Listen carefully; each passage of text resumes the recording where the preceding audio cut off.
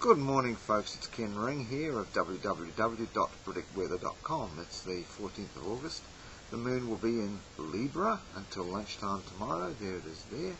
And it's getting higher in the sky now because it's coming south.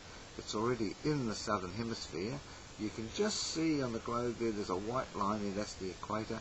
Well, it crossed the equator last week, and it'll be at its southernmost point, the moon, in the sky on the 19th. So everything is getting worked up down here a bit more because of that, and the cold should click in again down here in New Zealand in a few days' time. I have this happening from about Monday onwards. Well, so far it's been fairly mild in the North Island here due to westerlies and northwesterlies, but that should turn southerly after Sunday. There's no doubt that wintry weather is on its way. Mount Hutt has been an example of that. For those who live outside New Zealand, the roads have been blocked by wind and snow. 1,000 people were trapped in the snow cafe and couldn't get in, couldn't get out. And more of that stuff should be coming, more blocked roads before the end of August. The same thing is happening in Australia too. There's cold and rain in the bottom half of the country and snow starting to arrive in force. And it's about time, some of the ski operators are saying. Well, the reason for that is that the new moon and the perigee arrived together in the middle of last week, and that is one of the two things to do with the moon that are always the cold engine of winter. There's two things that make that cold come. The other, so one is new moon and perigee together, and the other is the new moon moving from its southern declination northwards, which it last did around the 24th of July, and which it will be again doing in about a week's time. And if you live down here, you'll remember that on the 24th of July, heavy rain caused a whole lot of flooding in North Canterbury and Marlborough. And this cold engine of the new moon and perigee, it started around mid-July, which is why the second half of July was so cold, and will occur with the most impact in the second week of September, because the new moon and perigee coming again, the perigee will be the second most powerful perigee of the whole year then. Plus it'll be the lunar equinox, which means high winds, moon crossing the equator, that's what that means. And then it also comes in October, just after the lunar equinox again, but not such a powerful perigee as September. And then the effect starts to ebb away in November. However, for spring and the summer heat, we need full moons and perigees together. Why new moons and perigees bring the winter cold and full moons and perigees bring the summer heat is all explained in my book here, The Lunar Code, which is available online.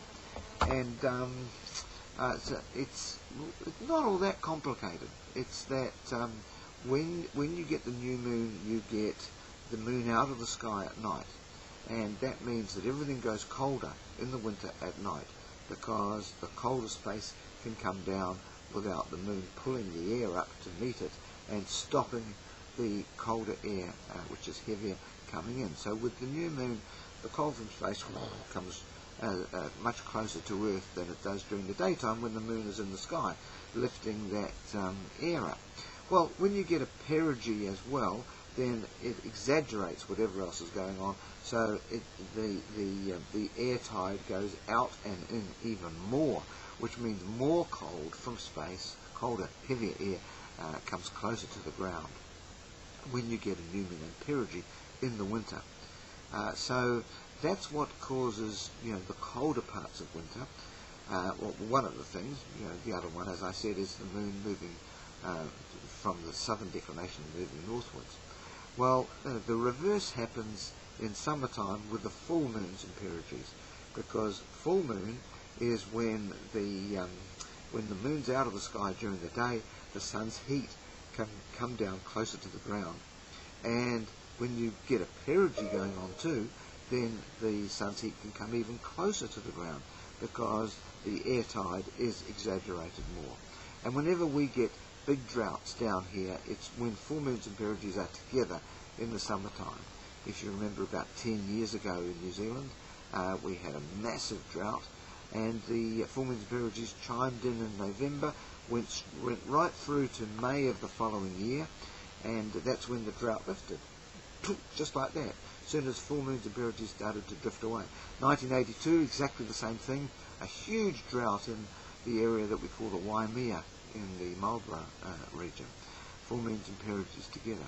So, and we won't be getting that, full moons and periods, the heat engine of summer, until the last half of February, which is why this summer coming will be a while in coming. Now, anybody can verify this by going to the records, matching them to the moon events in the past and seeing for themselves. And, of course, the reverse happens in the northern hemisphere.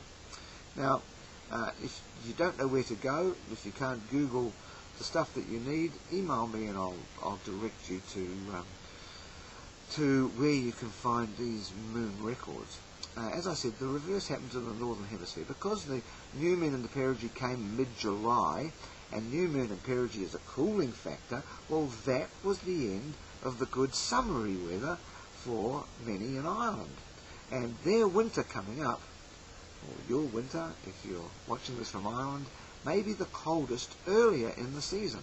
So I've got the coldest part of winter for many parts of Ireland, could be just about a week after Christmas and a few days into the new year. As for Australia, well, there's some wet months towards the end of the year.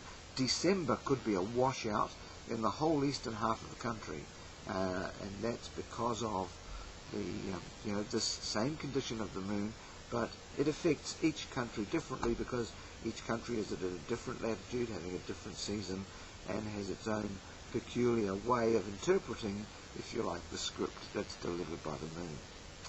We'll talk more about this and other things next time. Thanks for watching.